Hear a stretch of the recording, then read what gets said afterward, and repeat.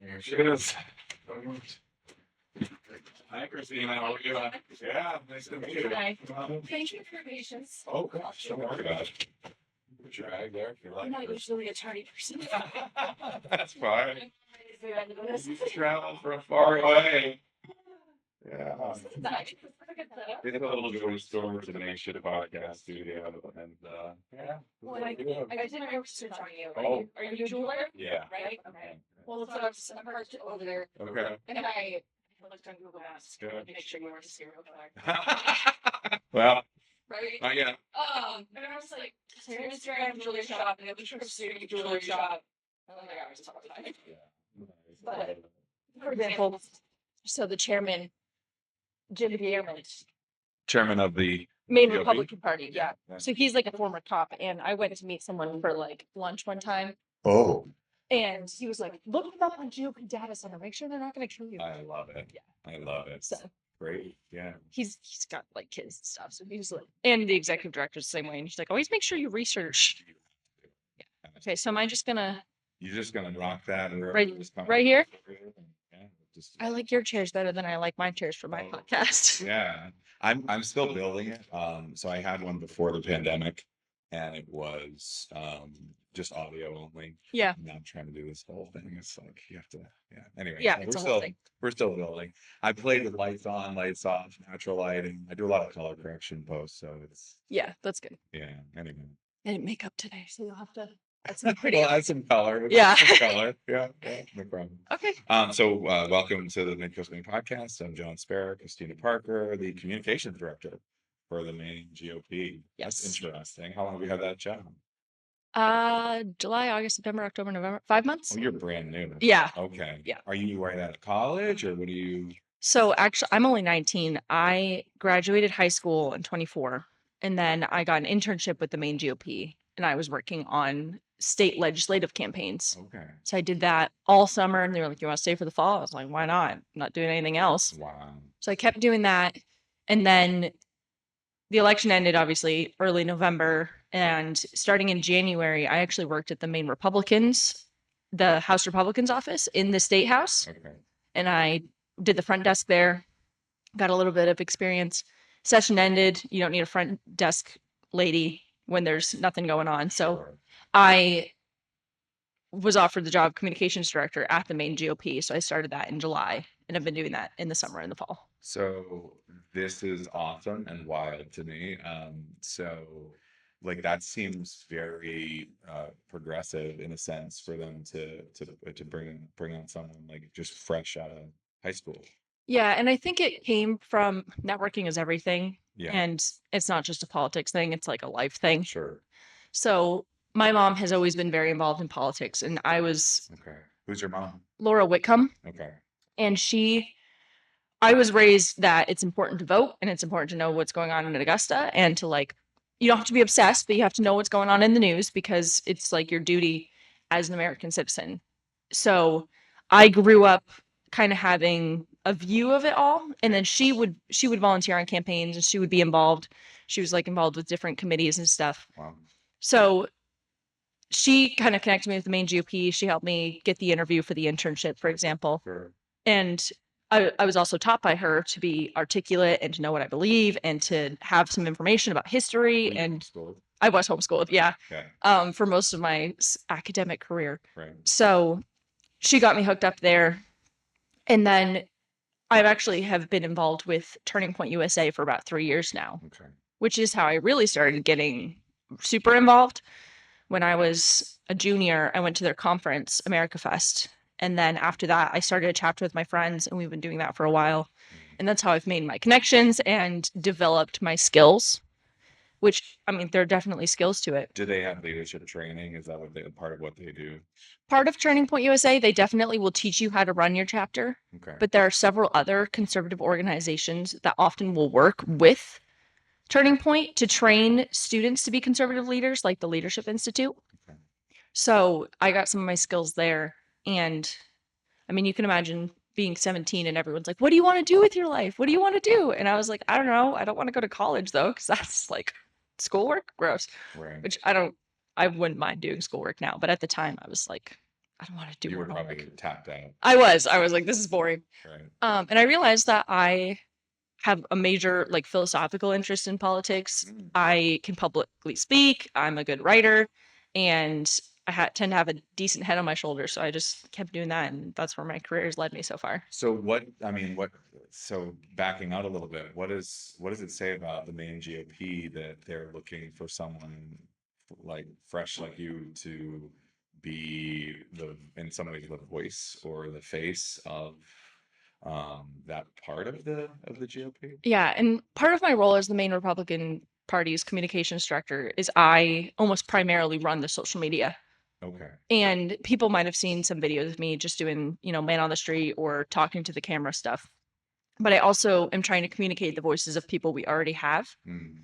So I think like the executive director saw that I am a hard worker and I, have some decent common sense, which you have to have if you're going to be in communications. Mm. So the Maine Republican Party, I think if you were to look at like the average age of the Democrat Party versus the Maine Republican Party, or just in general, the national parties, is that I think that Republicans tend to be on the older side of things. Sure. But we also want to bring in people my age. And we want to flip that when it comes to college age students or even just millennials. So I think they saw that if we can modernize, not necessarily do progressive, I guess, because that's not the word I'm looking for, but modernize and focus in on the young people with our social media, Mm. kind of bring down the age average a little bit. Right. That I would have the skill to communicate with people my own age, and we want to bring them in.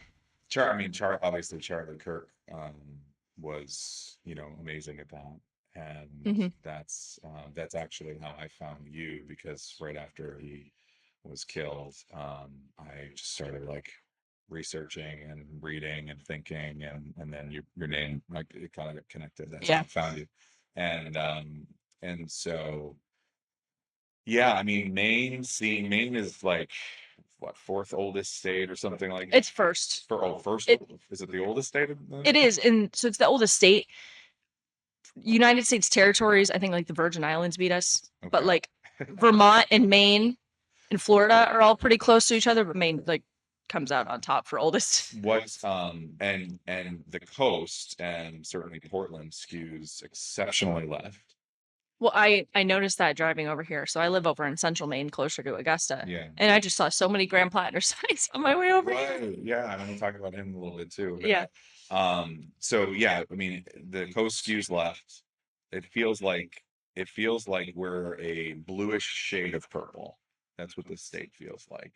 It used to be a deeper purple. Right. Now it's definitely become more blue Yeah. since let's like 2018 when Jenny Mills got elected. We were pretty purple before that, and then it's Right. kind of like Well, I was one of the things I wanted to bring up was the idea of the Trump effect, and on a national stage, Trump seems to have affected um, a real stark contrast between parties, right? I mean, his brash style and everything, and but up here, the effect of that seems to be, um, I would say, for most people, again, and I live here on the coast, but so the people I encounter are a very particular subgroup, but it seems to have sort of turned them away or turned them off of the people that are vocal Republican at Party. least.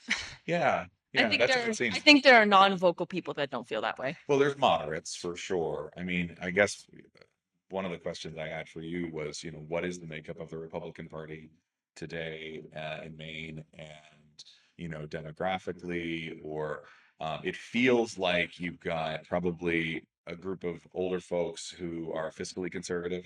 You probably have like the diehard evangelical group that's socially conservative, and then I don't know if there's more cultural makeup to the Republican Party than that. I think that there is. I don't spend a lot of time on like our data center or whatever, but I've interacted. I've been to like 10 different county committees. Okay. And there's people of all different like backgrounds and ages and things like that.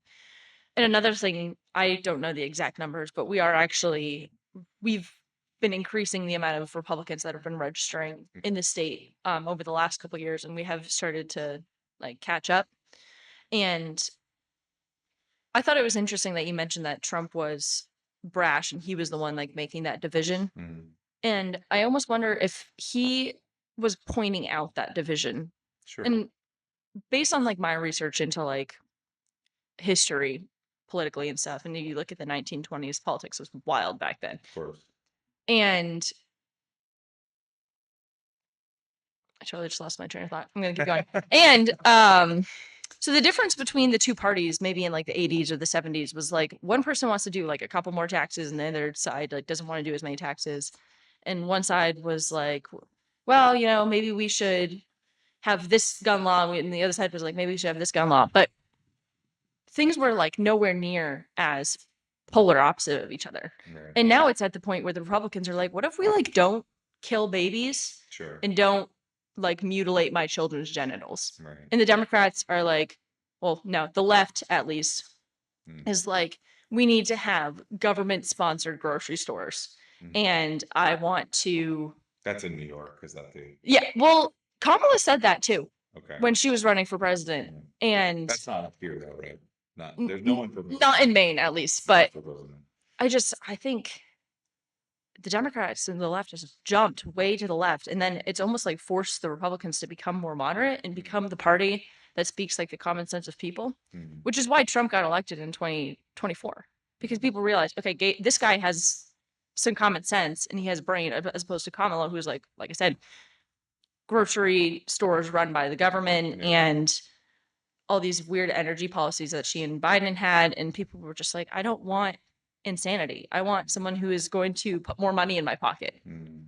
And the Republican Party, we get Republicans elected, and Republicans will vouch for fiscally conservative things. And since the cost of living in Maine is so high right now, I almost wonder if people are just going to jump that way because they're tired of what it looks like under Janet Mills for the last 8 years. Yeah, I mean, it's a really, these are huge, huge issues. I don't, I'm not really sure. So I was super, I don't know where to go with this. Want to go national. I'm kind of more interested in what's happening locally. Well, so am I. Yeah. Yeah. Yeah. Um, in terms of, the reason I brought Trump up is just because of the effect that I feel like it's having in terms of maybe turning some people away from the Republican Party. So, for instance, what is the culture of the Republican Party? I brought up two things: fiscal conservatives, right? So people who want lower taxes, Mhm. and then you get your social conservatives. Yeah. Which I would mainly Those could be your two groups. Yeah. yeah, and I mean, is there something? Is there other? And then when we talk about social conservatism, I mean, obviously abortion is a huge issue. The transgender thing has come up. The girls and transgenders in sports, Mhm. that question has been huge. That's the social conservative sort of, those are three social conservative issues. I mean, is there more to the social conservative position? Social conservative. I mean, it depends on what you're putting into. What was the other category? Fiscal. Yeah. So, I mean, you almost need a third category to address like the Constitution and how the two parties address that. Because I was going to say, Second Amendment is a huge thing right now, and especially given the last election, that's a massive topic. Right. I don't know if that necessarily falls into the social conservative thing, but it's definitely not a fiscal issue. Okay, so there's a constitutional common. Okay. Yeah, and so the Second Amendment is really important because without the Second Amendment, you don't have the First. And then I'd say that the First Amendment also is very much a big deal. I was just speaking to someone the other day, and they're like, "Well, Candace Owens was saying something bad about Turning Point. Are they going to censor her? Censure her?" I was like, "I don't think so, because we believe in free speech. Right. She can say whatever she wants." I personally think she's probably wrong, but that doesn't mean she's not allowed to say it. Okay. So the Republican Party, generally conservative views, is strong belief in capitalism, the First and Second Amendment. And I'd say that's definitely present as the main Republican Party.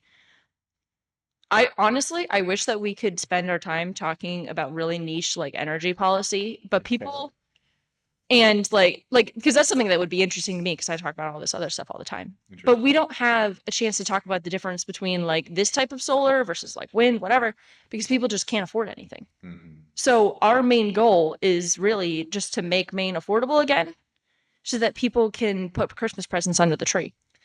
So, a friend of mine that I went to high school with, Josh Garrettson, I don't know if you know who he is. So he was involved with the state Democrat Party, and I think, I could be wrong. I think he's one of the folks that proposed that basically pot be legalized. Mhm. And they did that through the Dems. And anyway, he's running now for Camden Rockport House of Representatives as a Democrat. I think Good to it's know. District 41. Yeah, he announced it today. Yeah. Oh, And okay. and Yeah. and so District 41. And I mean, I right before you came, I just read through his little, speech. Yeah. He talks about a lot of some of the things that you're talking about, like affordability, housing prices, all these things.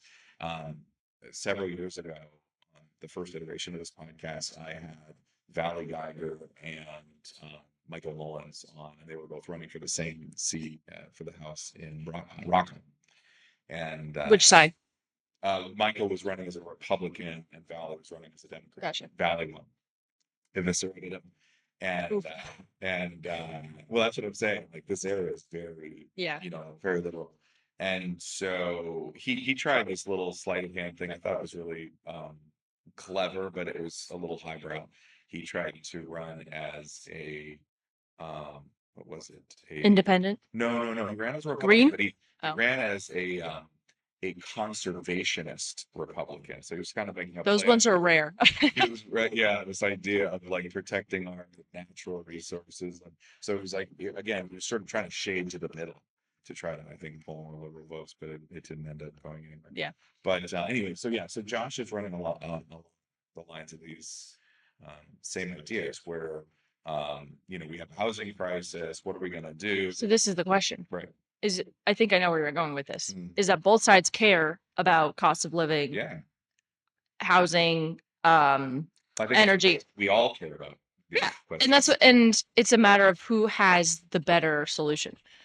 Well, and also how are we framing the problem, right? I mean, before we even, one of the things, and I'm sorry to keep jumping all around, but this is sort of like where my mind is kind of pulling all this stuff from. So I've been watching Graham Platinum a lot, and the way I'm not so much interested in his solutions as right now as the way he frames the problems, and that's Calling everyone a fascist. well, Hating on billionaires. Yeah. That's well, yeah. I mean, that's just sort of the Bernie kind of Yeah. the It is. Bernie style project. But no, even the way he frames more more mundane topics that are very important, like housing, like energy.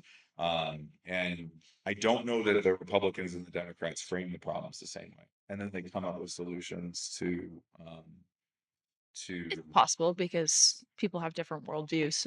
That's a possibility. right. And I guess that's sort of one of my questions too. And every time I get a politician on here, I ask what's their worldview. They have no idea. They don't actually have any philosophical grounding for their positions. I mean, someone might say, well, Constitution, this or that, but Yeah. that's not really. That's sort of it's a floating document. Yeah, I'm not a politician, so maybe I don't fall into that category, Right. but I could probably tell you the roots for my own philosophical beliefs. Yeah, I'd But be very interested in it, actually. I mean, so here's an example. I went to Caribou actually last week, and I was teaching a homeschool group about communications and debate and articulating your beliefs. Okay. And first thing, I love talking to homeschoolers. They're way nicer and they're super polite. They ask great questions, and they're very socially compatible and apt as opposed to what people generally think about homeschoolers. So I got to throw that in there. But I was doing my introduction slide and I was saying, my name is Kristina Parker. This is what I do. This is how I got involved, whatever. And then I had my like what I believe section.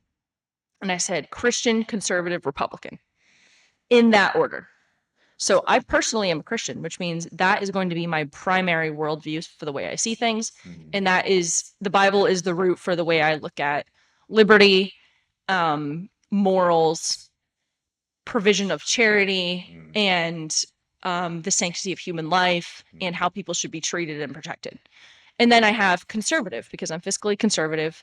You could throw Constitution in there between Christian or between conservative and Republican. Gotta get the Constitution in there after the Bible. After the Bible, obviously.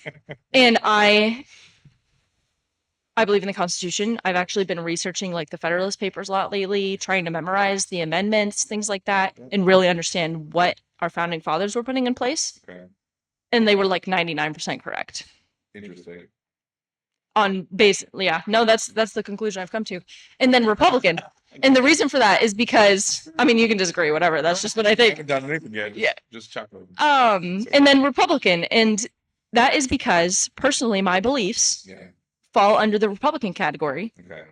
as opposed to the Democrat or independent, whatever party. Okay. And I advocate for electing Republicans because they generally are more aligned with my beliefs. Sure. And I think that they're going to encroach on people's rights Hmm.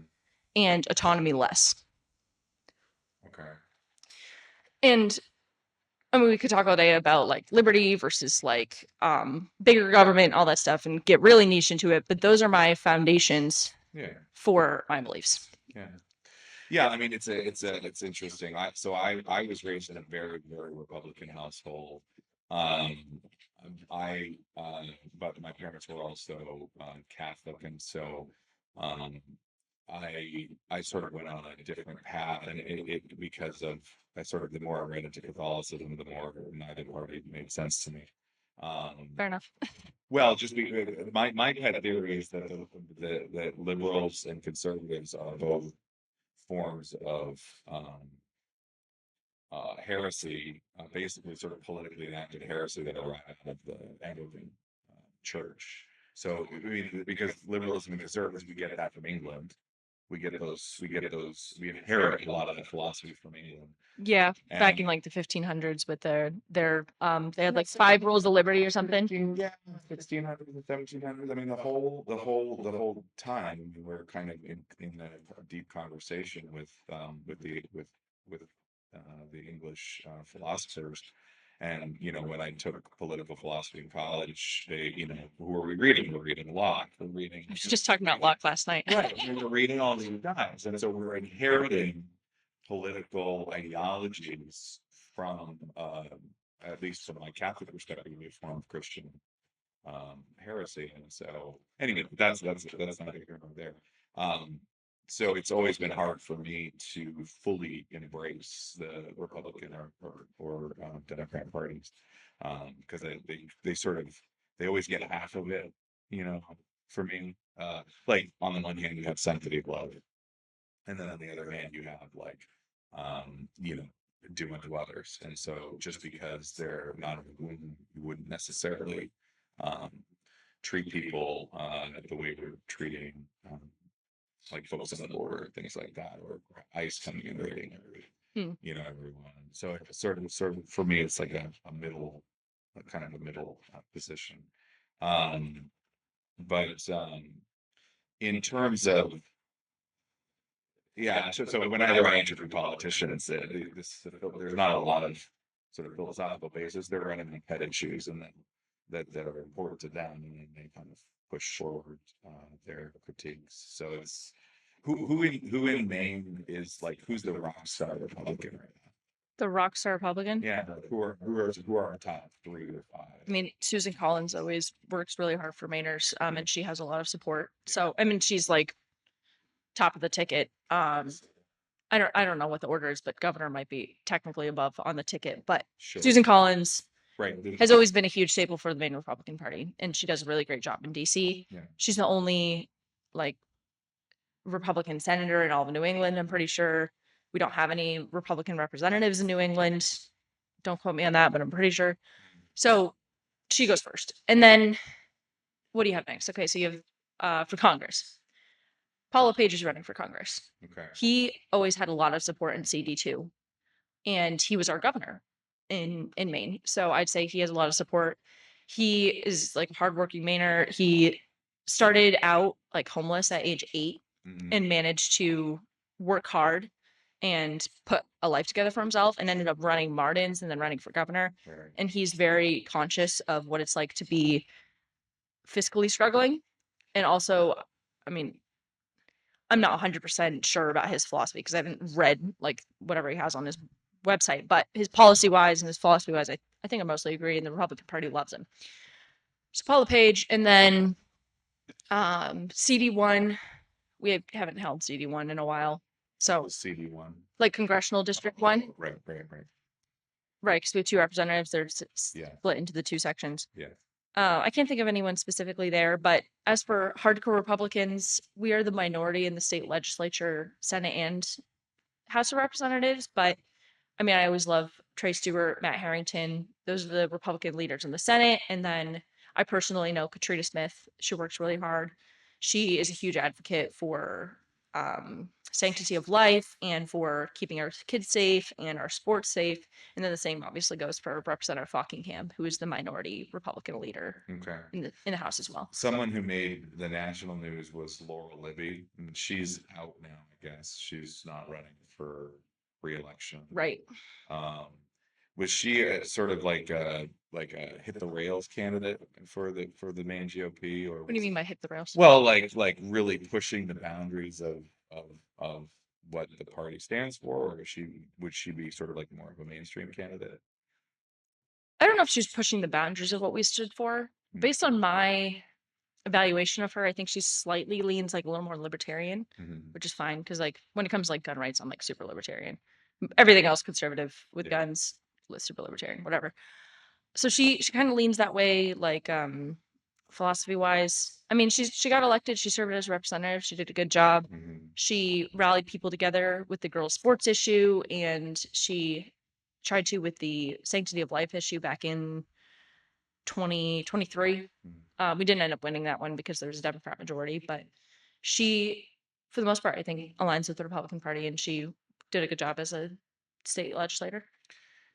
So thinking about, I'm just trying to build this picture in my head and get a better understanding of again, Republicans in Maine. Like, I mean, you said for your own philosophy, you're Christian first. I'm assuming it's some form of evangelical Christian, and or non-denom, and like, and then sort of put the Constitution there after the Bible, and then, um, I mean, is that what it is that the only kind of group of people that could be Republican? You know what I mean? No.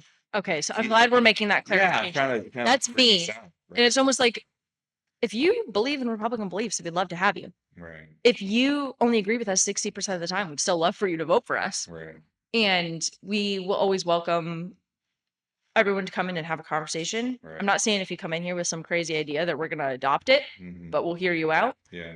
But we're open to anyone who wants to help us get Republicans elected. So obviously that's my beliefs and I'm with the Republican Party, but there's someone who could be an atheist and come into the Republican Party, or we have people who are Catholic who come in, or yeah, the pagan's Catholic, I think, isn't it? I'm not sure. I'm pretty sure. But yeah, no, it's not about, you don't have to be a white dude who goes to church to join the Republican Party. That's sort you of, have to want to get Republicans elected and Yeah. help us do that, basically. That's sort of the I guess the impression, Yeah, I think there's probably people who are in the state of Maine who are Republican that think that, but that is not necessarily the stance of the Republican Party. Right. And I guess culturally speaking, it feels more like the Democrat Party. I mean, obviously there are Christians and Catholics who are Democrats, and obviously, but it sort of feels like it's more like a secular party. And The Democrats are? yeah, and the Republicans are more, more more like the Christian party. That's just how it feels. Well, and Might be wrong. that's those terms of conservatism versus progressivism. Right. So conservatives generally, Christians are generally conservative, and the reason for that is because we're trying to conserve what has already been proven to be moral and to work True. for society, such as the Constitution and the Bible. And then you have someone who is progressive, and they have this idea where they want to reject old religion. For example, they want to reject old religion. They want to reject old ideas because they don't think they work, or they want to modernize and change things. So they want to progress forward. And as a conservative, I'm open to finding the best solution for things, but sometimes you got to stick with what works. Yeah, well, so for instance, I mean, I think the reason I keep bringing up like evangelicals or because that feels like where the conservative Christians are right now. That's it feels like the conservative Christian space. Evangelicism? Yes, that feels like the conservative Christian space, and you can go non-denom as well, but uh, sort of these Baptist churches that are retransforming, rebranding themselves. Whatever they're calling them now, but the church and the church plants that are coming out from the south. That feels like one group of folks. And then you have like the Congregational Church up the street. It's about as liberal as you could possibly get, Hmm. but they can still consider themselves Christians. And same with the Methodists up the street, and the same with the Lutherans up the street, and the Right. Presbyterians, and the Episcopalians, so you have all of these sort of old line Protestant denominations that are liberal now. They're liberal in their doctrine, they're liberal in their interpretations, they're liberal in their social stances, they're liberal across the board. Hmm. And so it would seem like the shift to the left of all of those once sort of more traditional religious organizations has meant that you're not going to get Republicans out of those communities anymore. They're largely occupied by Democrats. Does that make any sense? The Methodists and Lutherans are Yeah, generally. yeah, Yeah, and this gets into like a major like theological discussion, but uh, there's something to be said for churches attempting to bring more people in by becoming more like the world as opposed to what the Bible actually says. sure. There's something to be said for that. Yeah, I do have to wonder. So like if a church has, for example, this is Christina Parker's beliefs, not the Maine Republican beliefs. Let me just say this. For example, if a church has a pride flag outside, Right. Which many of them in Camden do. I was going to assume that that was the Yeah, case yeah, because that's how it's like in Waterville. absolutely. So I personally, this is funny. So I was having a conversation with a kid over at University of Maine, Orono, and he asked me how I felt about gay marriage. And I said that I do not think that it is, I think it is a sin according to the Bible. Mhm. However, it is no different than the fact that lying is a sin, or that murder is a sin, Mhm. or that adultery is a sin. So I'm not going to ostracize anyone who believes in that or has that as their lifestyle or perhaps struggles with sexual sin in that regard. And then only after he asked me that question did he say, I'm bisexual. Mhm. And I was like, I would really sincerely hope that you leave this conversation not thinking that I hate you or that I have any poor feelings towards you. Mhm. I think that this is a sin, but I'm still going to love you and I'm still going to embrace you and things like that. So I support someone who identifies as LGBTQ in that regard. I care about them as a person. I don't necessarily think that that is correct, but you know, my baby cousin who lied to me the other day, I'm not going to, chuck him out into the snow. So, as a church, we should be welcoming those people in and having conversations with them and not shoving them to the side. And I Right. think that is why people who believe that have potentially been shunned by the church and ended up believing more Democrat progressive views. Well, yeah, and then I guess that's sort of where I'm coming from in terms of, again, just looking at this sort of sociologically, it feels like, um, Maine, the history of Maine was built off of the Episcopalian Church, the Congregational Church. I mean, really, and Is it? I mean, yeah. I've never heard that before. Oh, yeah, yeah, absolutely. I I'm mean, still working on my history of Maine knowledge. yeah, yeah. I mean, and others as well. I mean, the Lutherans were here to some extent. The Baptists were here. But yeah, I mean, definitely Puritan roots all up and down, right? And as the descendants of the Puritan churches have liberalized more in their own communities, um, uh, if you go to 1908 and the Lambeth Conference with the Episcopalian Church or the Anglican Church, which said divorce is okay, which said that you can remarry Which is someone. interesting Yeah, considering Jesus does address that in the Gospels. And what I've come to interpret is that there are some scenarios where it's okay and there's other scenarios where it's not.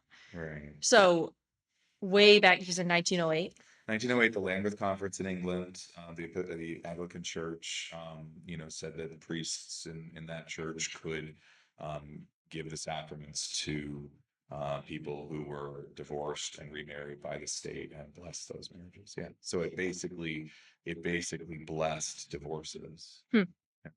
And that was the beginning from a Catholic perspective. Yeah. That was the beginning of the sort of rending of the sacrament of marriage to where we have it today, which is no fault divorce for any Yeah. I mean, I'm only just now hearing this stuff Yeah. for the first time, but I mean, based on my evaluation, I could say that's probably accurate. Right. I mean, the 20th century from a Catholic perspective is just the slow sort of pulling apart and redefining of what the family is.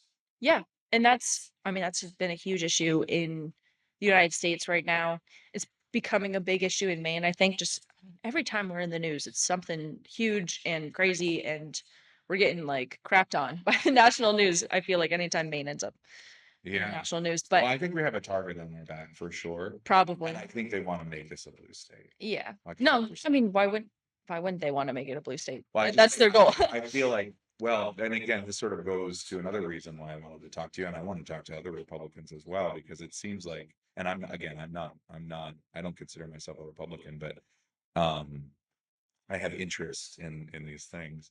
Um, it feels like there's not a lot of strength in the party, and again, I could be wrong about that.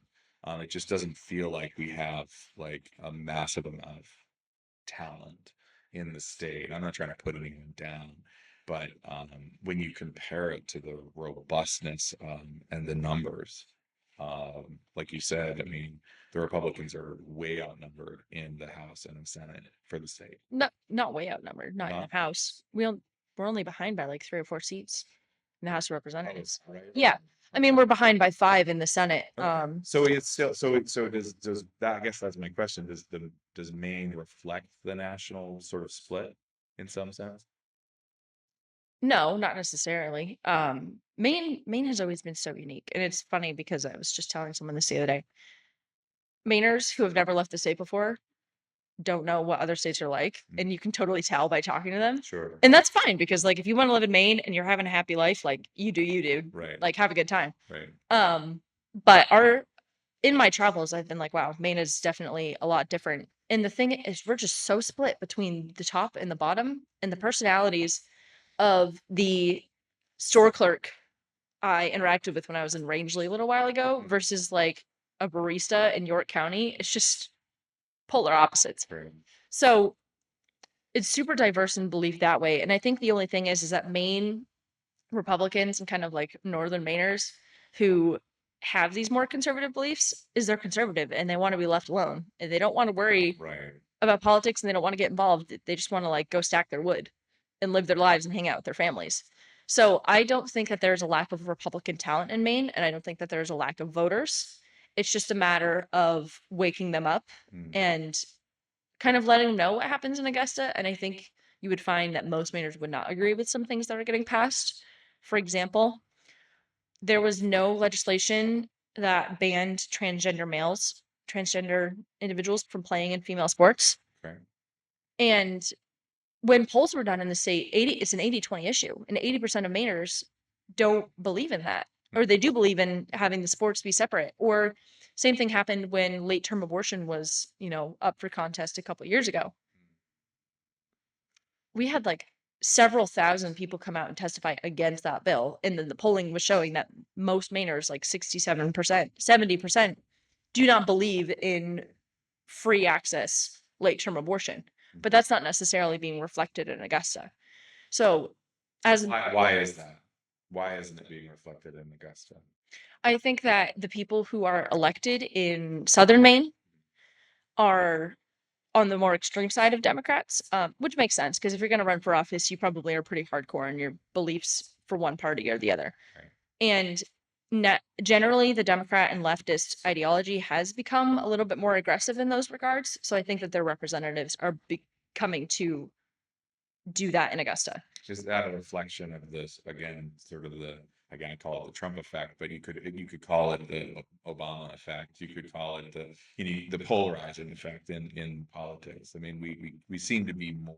It's a reflection of the polarization. I don't know if it's necessarily Obama or Trump's fault. I think it's more of like a social bomb that's been brewing and getting put together for like 100 years Yeah. with these contesting ideas.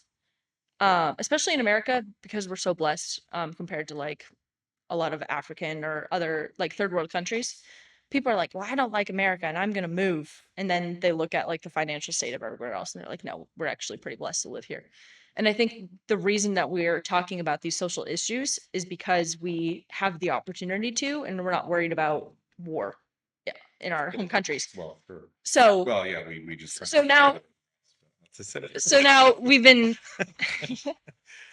so all these social issues have been brewing and brewing and brewing. Yeah. And Yeah. I don't think that's a reflection. I think Trump maybe like opened the can of worms, but I don't think he put all the worms in the can. Yeah, and I'm not trying to blame, quote unquote, blame Trump. It's just sort of, to me, it's he is a good example of someone who uses exceptionally blustery language in order to make his points. It's a lot of hyperbole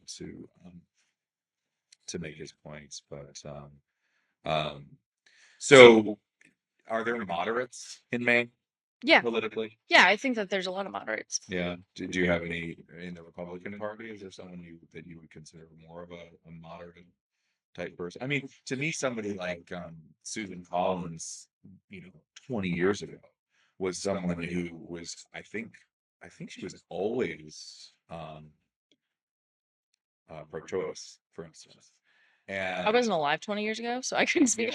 yeah. I think I called her when I was about 21. I called her as a Catholic, and I was like, "Hey, you're supposed to." She's either Catholic or Orthodox or something. I can't remember her background, but I was like, "Hey, you should stand up for the beliefs that you supposedly believe in," and but I think one of the reasons that she won was because she was a Republican who was pro-choice, and so she really was able to carry the state. And so she gave a little bit to every side. And there's a history in Maine of that more moderate or independent type winning, doing very well. Like Genghis King, for instance. He's had I don't know if he's really moderate, but well, you he could say, was. I guess. He was. I mean, he ran as an independent. Obviously, he was a left. He was caucusing with the Democrats, but Right. but he was an independent. Then ran for for governor, and he was our governor, and Right. I forget about that. yeah. Again, like I'm not even 20, so I wasn't alive for all this stuff. Yeah, that's right. I've tried to do my research, but there's only so much you can catch up on in a certain amount of I time. think Maine does have a kind of independent spirit. I think you're right. I think Susan Collins is a good representation of the general feel of Maine in the moderate sense. And so she's sort of she's sided with Trump on a number of issues in the last few years that especially those on the left who voted for her actually Mhm. felt very betrayed by her, which is interesting. And so they had people Democrats have had a long history of voting for her in Maine, and they have felt betrayed because again on certain issues. I think Kavanaugh was one of the things where she had some involvement with Kavanaugh, and they felt very betrayed, because that became a hot button issue. I'm sorry. I'm showing my age here. Kavanaugh. Supreme Court justice. Right. Okay. Yeah. Yeah. No, it's all good. But these are the kinds of interesting questions, and so it's like again, it's sort of because philosophically speaking, my background is I sort of stand away from liberalism and conservatism now, even though I was trained to be a conservative. Trained. Yeah. Well, philosophically, I went to St. Vincent College, and it's I would say, very conservative school, and um, they do a good job training conservatives there. Yeah. But I sort of have backed way off of that for a variety of reasons, but mostly around geopolitical issues and other things. But anyway, so I guess one of the other questions I asked you was was on this Grand Platinum gentleman. Bernie bro, Yeah. Nazi nipples. Where is I'm actually gonna have Ben Shin on. So he is the Really? yeah, Okay. yeah. I'm gonna have Ben Shin on. That should be interesting. Yeah, absolutely. I haven't I talked to everybody. I absolutely talked Yeah. to everybody. It's a lot of fun. I've been having tons of fun doing this. Is there a discussion about him at the state GOP level? The people who have worked for the Maine Republican Party for a while, or at least been around longer than I have, know who he is. And obviously, I think there's been a little bit of conflict. Mhm. I haven't been, what's the word? Briefed on it. Yeah, I do know that there's like, I don't know, there's some controversy with him being the political director, but there's plenty of other controversy with Grand Platiners. I don't know if Ben Shin just kind of adds to the pile. yeah. So, there's been a little bit of discussion about it, but Nothing. They don't. I mean, is Collins worried about it? Is this? support for Susan Collins has always been strong in the state. Yeah. So obviously we're gonna have to work hard and we're gonna have to campaign. But right now, between Graham Plattner and Janet Mills, we're kind of just watching and we don't know who's gonna come out on top. And we're just, Right. we're pointing out where the flaws are and we're, re-highlighting things that we believe in. And Right. we're a year out from election day. Yeah. So Yeah. there's obviously some strategizing and thinking going on behind the scenes, but Yeah. I haven't been briefed on, what are we going to do about Ben Chin? Like, I don't know. He's just a guy. He's a political director, whatever. Sure. I mean, how does that work? I mean, how do these strategy sessions work in at the state level? I mean, we have our staff meetings and we discuss with each other. And obviously, I have skills when it comes to working on Canva and running social media and things like that. But again, I'm not even 20. I haven't been around as long as some other people were there. So a lot of times they'll work with each other and think and see what could be in the best interest of the Maine people and obviously for the party. And we will come out with a decision that we think is beneficial to everybody. But I don't, those are probably all the details I could give you about our staff meetings, I guess. Sure, interesting. What do the Republicans, I mean, feel for Maine? What do they think or feel are the most vital issues? Cost of living. Okay, and Right. what's the Republic? How do you guys frame that, and what is the solution? The solution, energy is probably a huge issue right now. So, like, are we talking about electricity? Electricity. So it's like rates for that are super high. And I think it's because the cost of the electricity getting it is really high because of like our reliance on like solar panels or offshore wind and things like that. Mhm. And it's driving up the cost of electricity. So we would love to see that coming down. What's the proposal, or how does that work? I have not like read the policy, but I think it would look like readdressing that and finding ways to bring down the cost of energy by readdressing those like offshore wind, solar panels, maybe instituting hydropower or something like that. One of the proposals from my buddy Josh is to have the state buy the electric companies and make them a public utility. Like Pine Tree Power. Yeah, buy CMP and Thurston. Where are you familiar with the proposal that happened in 2023 with that? So there was a question on the ballot which actually proposed that exact idea, is that the government would purchase these companies and they would elect a board to run the electricity grid in the state of Maine, and it lost like 70-30. So people were not interested in that. Yeah. But Was that a Democrat sponsor? I believe so. Yeah. And again, so this is something that you'll have to understand about the Maine Republican Party is that we don't have like a policy director Okay. because the Maine Republican Party is not running for office. We are helping other people who are Republicans run for office. Okay. So like Susan Collins has her own ideas. Katrina Smith has her own ideas. Billy Bob Fockingham has their own ideas. And obviously we vet those and make sure that they're Republican, but we are helping them get elected so that they can do their job as legislators to do that. So, and again, I'm not super read up on the policy, but that doesn't mean that we don't have a stance. Yeah. But in general, the government buying electricity and running it doesn't sound like a great idea to me because I don't believe in big government. Sure. So I guess that would be our stance with energy. Cost of living, there's a lot of zoning laws and a lot of red tape when it comes to housing in the state of Maine. Yeah. So there's some things there that could probably be addressed. Right. And grocery prices are really high, but that might just be cause of general inflation. Sure. Within Well, the state. the fact that we didn't work for a year and a half. Yeah. No one works. Yeah. Well, and yeah, so there's something to be said for that Mm. with the decisions the governor made in 2020, how that affected our economy. Mm. And the rest of the country is kind of catching up and their inflation's going down because of decisions that the president has made, but they haven't quite caught up to Maine because of decisions that the governor has made. Interesting. What is, I mean, do you folks talk about the governor? Do you think about the governor and the decisions she's making at all? Yeah, of course. What are some of the topics of conversation when it comes to the governor? Well, the funny one is her interest in drag shows. Okay. Tell me. She attended one a couple years ago and was like dancing on stage with like a feather boa. So I just thought that was interesting for a governor. Um, Also her family's relation with the Chinese marijuana grows. There's some connections there. That's always interesting. Okay. But I think you made a good point in 2020.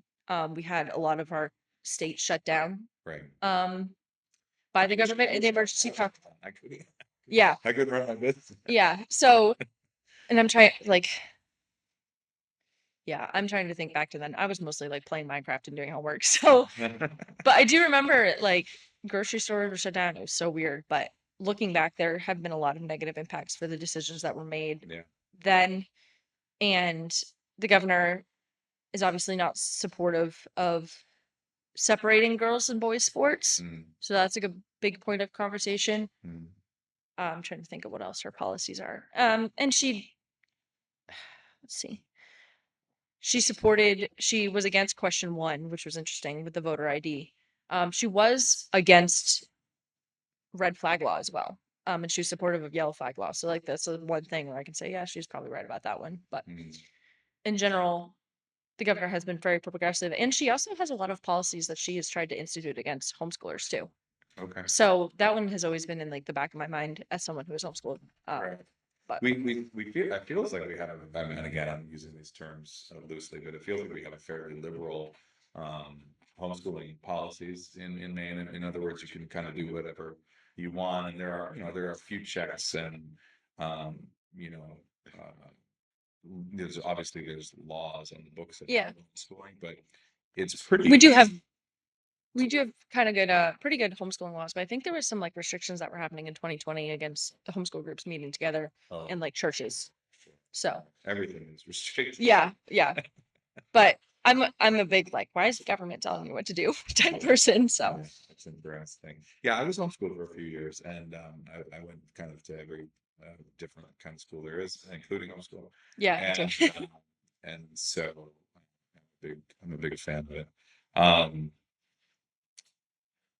so for someone who's 19, and who's obviously completely immersed in social media, you must be very aware of what I would call the sort of rift in the Republican Party right now on the question of Israel. It feels like that's like cutting right through Mhm. the Republican Party. Yeah, it's a big topic. I mean, that's been a big topic of conversation for the last 2 years Right. since it's been going on over in Israel. I guess it's just since the death of Charlie Kirk and since sort of the platforming of Nick Fuentes and the and then having someone like Candace leaving the Daily Wire and someone like Tucker leaving Fox. I mean, everything seems Well, to be. Tucker got kicked out of Fox. He didn't just leave. So Well, right. that's a clarification that should be made. Yeah, sure. Right. Yeah, he was fine. And so it's sort of an interesting question. And you got the Marjorie Taylor Greene Mhm. Trump feud, and you've got all of these things. So what's happening in the Republican Party in your mind? So here's a clarification that should be made. I actually had someone reach out to me on LinkedIn and they were like, "Hey, you're a communications director for the National GOP. Can you connect me with someone in Texas?" And I was like, "No, I can't. I don't work for the National GOP. I mean, I kind of do, but Maine Republican Party is where I work. So my focus is to get Republicans elected in Maine. Yeah. So the Maine Republican Party, as far as I know, we don't have a particular stance on it. We just kind of follow the general suit of the GOP. Yeah. And here's another thing. People get mad all the time at Trump and they get mad at me for whatever I support. And I send them down and I say, okay, there's nothing I can do to change national politics No, right this moment. no. There is something I could do to affect state politics. Mhm. And I think that Augusta is way more important, not way more important, but equally as important was what happens in DC, Sure. and town council, state legislature, school board Mm. affects people's lives more than I think they do. Yeah, the reason I bring it up, and I appreciate it. Well, I can explain because I know we didn't answer your question yet. No, So that's fine. I can I continue. appreciate what you're saying. I mean, and I'm interested in Augusta too. I would love to talk about that more too. I've been wondering about what feels like a civil war inside of the Republican Party. I haven't picked up on that. Really? We've been very focused on this Graham Plattner issue right now Okay. because there's some issues with his finances and he's fired like 4 campaign managers. Yeah. So we've Talked to Ben about this. and Mr. Chin. and for example, the election just ended. So I'm sure there are conversations happening about Israel, and especially as a Well, it nation who feels- has primarily generally supported them. Obviously, it's a big topic of conversation. Yeah, it feels more. I get it. I don't really care about Israel so much. It just feels like. Do you know what? Here it is. Yeah. It's okay for people to disagree. Right. We believe in actually Republicans disagree with each other more than Democrats disagree with each other. A lot of times, Republicans are the ones with more diverse thought in Augusta, as opposed to the Democrats who all come out with the same idea. Sure. And I think that it's because there's some censorship happening over there. So when it comes to the Republican Party, the best way to come out with ideas in general is for everyone to sit down, put them all on the table, and decide which one's best. Right. So I think that's the conversations that's happening right now. Yeah, I guess what it seems like is I feel like there's the establishment Republicans that have always sort of backed a certain, and I can say since 9/11, backed a certain foreign policy. And then and this does affect Maine politics It does. because, the Maine GOP is not just about Augusta, it's also about who we send to Washington. No, I agree. Right. And so foreign policy is a huge issue. I mean, it's one of the reasons Yeah. why it's one of the reasons why I voted for Trump the second time because he said that he was going to end. He brought on what's her name from Hawaii, uh, the lovely Tulsi Gabbard. yeah Tulsi Gabbard, and she's this anti-war, anti-foreign war candidate running as a Democrat. He brings her into his administration. Well, wait a second. She was a Democrat. Right. She ran for president as a Democrat. Right. She then left the Democrat Party and became an independent for a Right. couple of years. Right. And then she switched to Republican. Correct. Well, yeah, they outed her. Yeah, The chair of the DNC just tried to, just brushed her off. Yeah, as far as I've come to understand. And so, um, he brought her in, and that was a big deal for me, because I mean, I think war is hell. Yeah. And so, and I've lost all of my taste for it. I think when I was a young conservative in my 20s at St. Anselm College, we were going into the second Iraq War. I had a little more like, okay, like maybe there's some justification for this. And then for me anyway, just all the wheels fell off, for a justification for almost any use of force, in at the foreign policy level. Anyway, I bring it up because I wonder what is happening to the Republican Party right now, because it does feel very much like a split. I mean, the Heritage Foundation, for instance, which is a huge and very important Think tank, yeah. think tank on the conservative side, they're cracking up over this issue, over this foreign policy issue. People are being fired or leaving, or there are statements being made, things like that. So yeah, it's on my mind, just to Yeah. pay attention to these. There's not much that I can say to it because I'm not in those conversations right now. Yeah. I'm pretty low on the totem pole. Right. So for answers on that, you'd have to look at official statements that are coming from the RNC. Yeah. And like I said, in Maine right now, we're worrying about getting Susan Collins elected and getting Republicans elected in Maine Right. and in CD 1, 2, and in Senate. So, and obviously the foreign policy thing is definitely an issue for those national races. Well, But Susan Collins, somebody, I mean, I actually don't know her foreign policy. I don't either actually, because like I said, my first time voting was 2 years ago. Yeah. So I'm still looking at her foreign policy, and I would prefer to leave someone who is more knowledgeable about Yeah. it to just speak to the Yeah, issue. I'm not trying to put you on the spot. I was just curious if you had You're ever not? thought. No, not at all. No, I mean, other than having a real Yeah, yeah. conversation. No, I mean, these are just things that I'm curious about. Yeah. These that matter to me. Yeah, and it matters to me, and I have my own personal opinions about it, but, I'm trying to do my best to communicate what is reflective of the Maine Republican Party, and I probably have more conservative views just because that's where I am, and people could be like, "I'm radical," and it's I'm probably not, but Right. Well, I mean, I think the APAC is the only thing that both sides agree on. So I mean, they're everyone's buying it basically. That's my personal. Yeah. I don't need from you. Okay. I don't need to comment from you on it, but that is, I mean, it's objectively true. Yeah, and it's actually really intertwined with the Charlie Kirk issue, It and I is. think part of the reason that I don't have a lot of information about it is because I actually, like, have tried to avoid it. Yeah. So I did meet Charlie.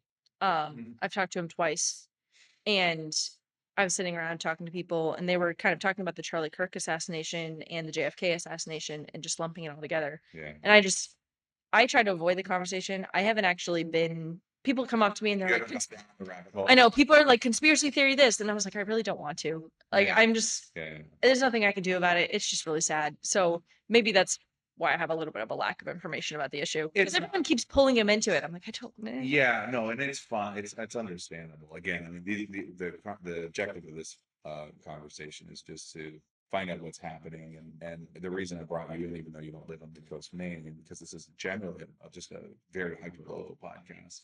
Although we do talk about everything, is because you cover this area. Yeah. You know, and this area is just again, one of my gentleman that I know, a friend of mine, Jesse Foucault, is a lawyer here.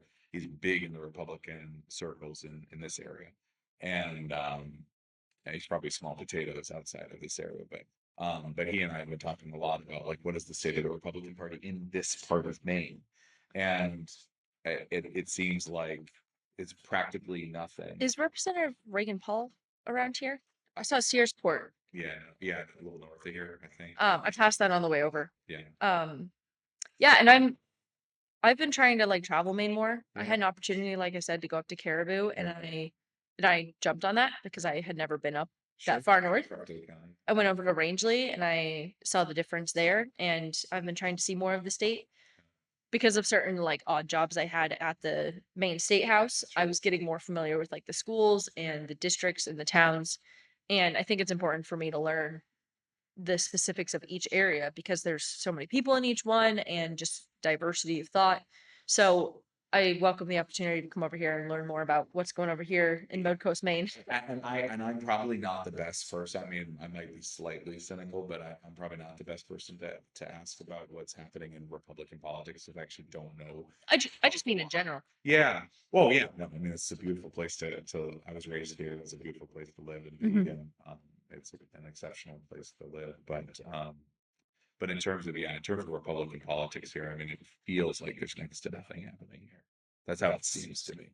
Yeah, and I mean, if I don't know what the specifics are, but if like 90% of the people here are Democrats, only 10% are Republicans, then like that's just how that's gonna go. Yeah, it's probably more 60-40. Yeah. Honestly, but it's just in terms of the buy-in for candidates, like you're not gonna push over that. It's possible if you had a really good candidate and they worked their butts off and had some great ideas, but Right. it's just Right. yeah. We want people to elect the representatives that they feel represent them. And a lot of times I do think that Republicans represent the general ideas of people that are common sense and have some good fiscally conservative and monetarily beneficial ideas. But yeah, and if it's a 60-40 area, it's possible. But if you guys have traditionally elected Democrats, we would obviously try to elect a Republican because that's what we're trying to do. But it's one of those issues where it's like, man, we lost that one. I can't believe it. So what work have you done at TPUSA in terms of like what schools are you in Maine or what? So I don't work for Turning Point and I never have. Oh, okay. But what they do is they put clubs on college and high school campuses. Yeah. So I run one of the clubs. Okay. That's my Which one is that? So ours is TPUSA Faith at Kennebec County, Okay. and it's more of like a homeschool group. Okay. So in the past, we were doing student events. We've had such a demand in the area for adults who are also interested in learning and using Turning Point's resources. So we've expanded to be a like all ages group, and we do it through my church. We use it as our like venue, and we teach people how to approach politics in the lens of their Christian faith and do so in a way that is biblical and glorifies God. Mhm. So I run that group. I will like find the curriculum or the resources, find speakers, bring people together. And I've done that for about 3 years. If you wanted more information about Turning Point in Maine, I could connect you like with the field representatives. Yeah. But in my own group, I try to educate my peers and provide a community for people who are like-minded. Especially for young people who are conservative, like on a college campus, is that people who do not believe that are generally more vocal. And conservatives can be like, does anyone else believe what I do? And they do, they're just not as loud about it. So Yeah. that's what they try to do is provide a community and advocate for ideas like capitalism, free speech, Second Amendment rights, things like that. Yeah. Interesting. Is there any? I actually don't know if Tucker Carlson lives in Maine or not. I know he owns property here, I and think he does, but I'm not sure. well, he broadcasts his podcast from Maine, Yeah, and so I don't know if he votes in Maine. maybe he does. But I was curious to know if there's any connection between the state GOP and Tucker, if there's any relationship there at all. I don't know. I might not have the clearance for that yet Yeah. because I don't know anything about it, but maybe. Yeah, I was sure. That was always a curiosity to me, and he's bringing me in some of those high profile people for conversations on this podcast. So Right? Imagine walking through the airport and seeing like there's all all those sorts of guys. people. There's all sorts of people. So yeah, that would be interesting. I've heard a couple people who have met him like up north, Right. like at the local gas station. I'd be Right, like, that'd be so cool. yeah, it's interesting. Very cool. Well, I appreciate your time. Yeah, thanks for the conversation. Yeah, very good. We'll see what your emerging career brings. Do you have any interest in ever getting in politics as a candidate? I mean, maybe. Okay. Right now, my skill lies in getting other Making Republicans elected, Republicans. and I'm like not. I can't even run for state legislature if I wanted to because I'm not old enough. So Okay. right now, I'm just gonna work on How old do you have to be? 21. And Okay. the way my birthday falls, the earliest I could ever run was 22. But Okay. I probably would be a little busy, like getting married or something, like having kids. Well, very, very good to meet you. Thank you for the conversation. Thanks. Appreciate it. Sorry. Was that all right? Yeah. It's a different format than other podcasts that I've done. I just sort of ramble and see where it goes, see where the conversation goes. And We just said Joe Rogan style. Like, yeah, it's it's totally- open-ended. Yeah. Yeah. So, Thank you. How are you distributing this? It's mostly on YouTube. I haven't stripped all of the files and put them on Spotify yet. Have you listened to YouTube recently? Yeah. Oh,